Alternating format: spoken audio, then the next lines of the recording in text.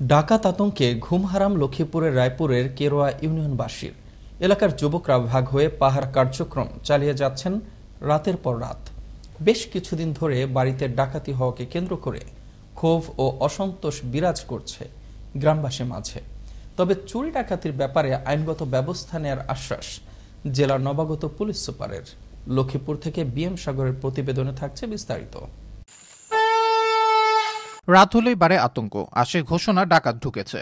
ঘুম হারাম হয়ে যায় মানুষের। দলে দলে লাঠি নিয়ে নামেন পাহারায়। ভোর পর্যন্ত কাটে রুদ্ধশ্বাস অবস্থায়। ডাকাত আতঙ্কের এই দৃশ্য রায়পুর উপজেলার ৬ নং কেরোয়া ইউনিয়নের গ্রামে। যে কোনো সময় ডাকাত ঢুকতে পারে জানিয়ে সবাইকে সাবধান থাকতে বলা হয়। কেরোয়া ইউনিয়নের বিভিন্ন গ্রামে টহল জোরদার করে লাঠি সোঁটা নিয়ে বাড়ির উঠানে এবং রাস্তায় অবস্থান নেন এলাকাবাসী। তারা বলছেন, ডাকাতের কবল থেকে রক্ষা পেতে প্রশাসনের সহযোগিতা না পেয়ে ডাকাত আতঙ্কে নির্ঘুম রাত কাটাচ্ছেন তারা। আইন শৃঙ্খলা বাহিনীদেরকে দিয়ে আমাদেরকে অন্তত রাতের ডাকাতি থেকে আমাদেরকে রক্ষা করে। আমাদের অনেক মাল সামান নিয়ে গেছে, আর আমরা ডাকাতের আতঙ্কেতে আছি। আমাদের যা কিছু ছিল সব নিয়ে গেছে, আমরা এখন ভয়ে আতঙ্কেতে আছি, আমরা এখন ঘুমাই না রাত হইলে। আমাদের এলাকায় প্রতিদিনই ডাকাত হানা দিতেছে, আমরা খুব আতঙ্কে আছি, প্রতিদিনে পাহারা দিতেছি, এরপরে আমরা ধরতে পারতেছি।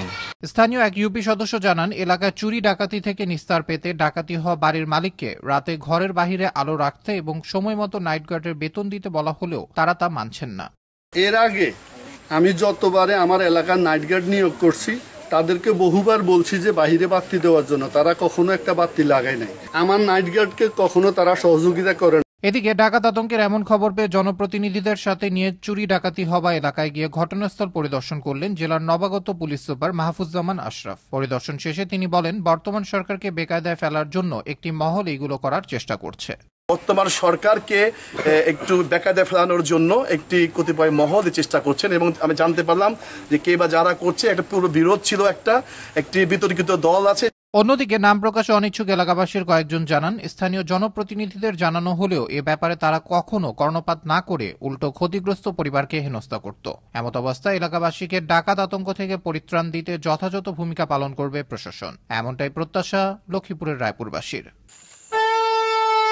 আবরার আহমেদ মাহি, আনন্দ টিভি, ন্যাশনাল ডেস্ক।